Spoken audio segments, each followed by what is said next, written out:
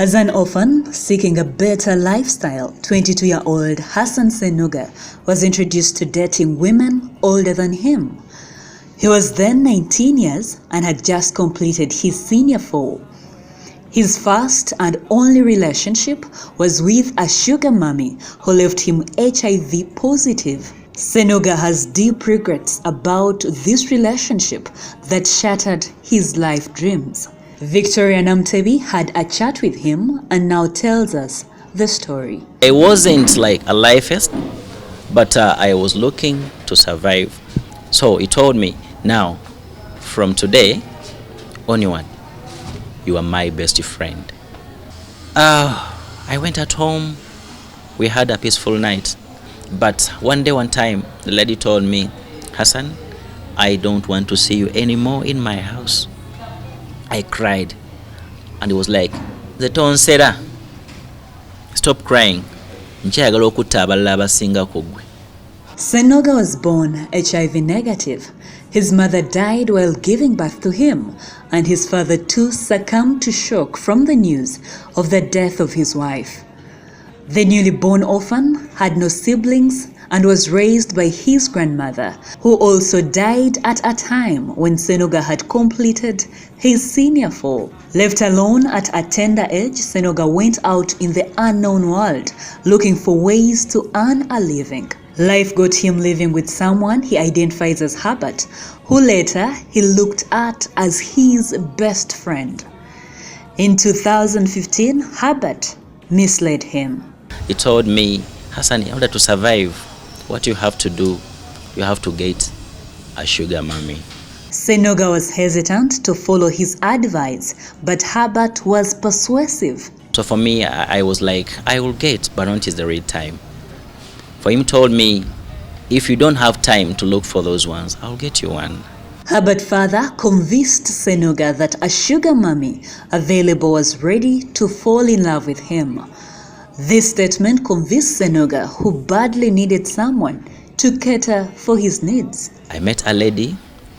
The lady told me, Hassan, you come slowly. If you love me, I'll think about that. I'll give you a report after a day. I was very happy. I went back home. Life between the two went on all normal, each receiving exactly what they wanted from the relationship. The woman, let's call her Harriet, later suggested for a blood test before the two would engage in any sexual relations. They both headed to a local clinic where Ssenoga later learned Harriet had liaised with clinical officers to produce results that portrayed she was HIV negative. The lady took me at a certain clinic. They tested me negative. They tested her negative. So he told me, now, from today onward, you are my best friend. Convinced he had got his dream life, he moved into Harriet's home located in Semuto, Nakaseke district. She provided whatever Ssenoga wanted. They never even had sexual relations for some time, as she claimed they were building their relationship. You know, somebody to splash money just on you like nothing, giving you clothing, what and not, without sex. Because my aim was having sex with her, but for her intention was to capture my minds before.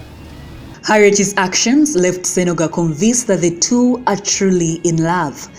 Not even the neighbors' gossips that she was HIV positive or advice from concerned elders would stop the blossoming love. One time, a lady was a tailor.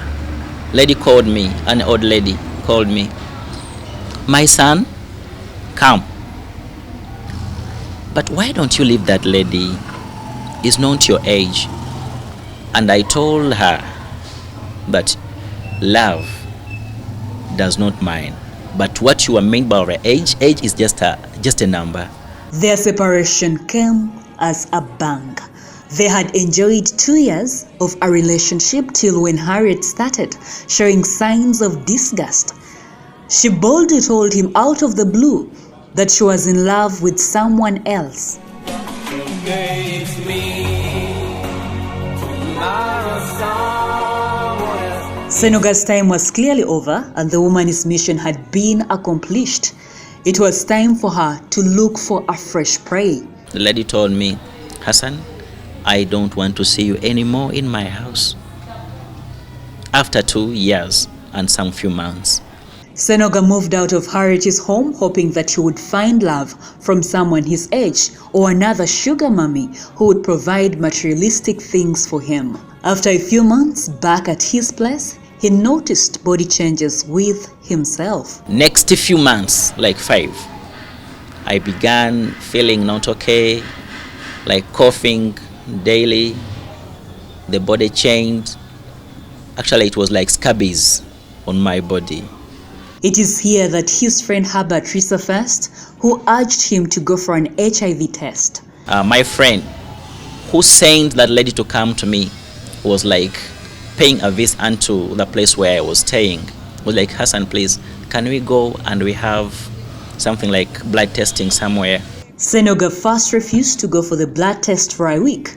However, his friend Herbert tricked him into having it. I fell down. I was like, not I'm real Hassan. I cried. I cried when I was shouting for the other lady's name. That was so, that was so, that was so. It's the one. Like many others, Ssenoga was in denial and did several tests in other hospitals, which also confirmed that he was HIV positive.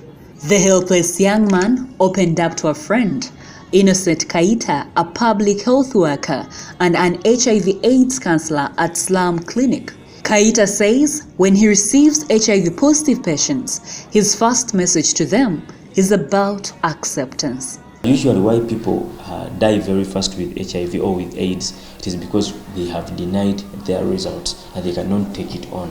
But when someone accepts that I'm HIV positive, this is a person that is going to willingly go, move in and then start taking drugs. With numerous counseling sessions, Ssenoga's confidence was built over time and he started medication. He even sought to confront the woman, but she too had no kind words for him. They tested me positive. The lady was like, Hassan, really? I said, yes. Why are you laughing? In Uganda, muzunga nnyo. You deserve that.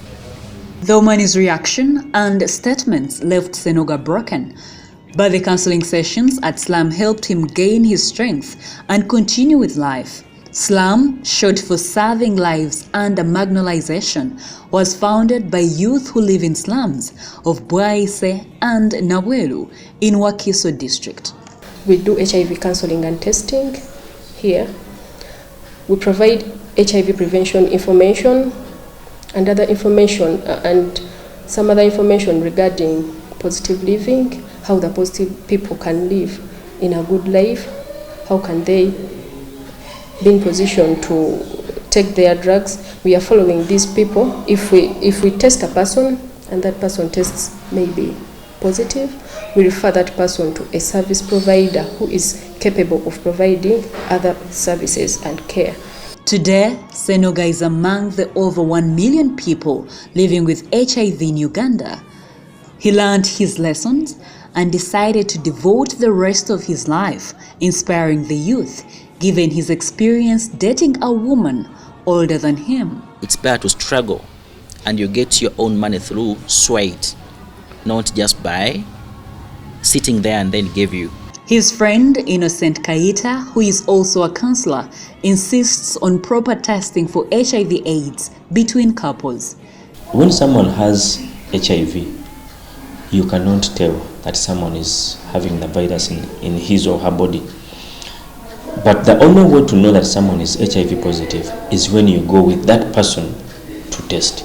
Not that person going to test and then brings back the results. Because a lot can happen on the way. We've seen that. Do you know your status?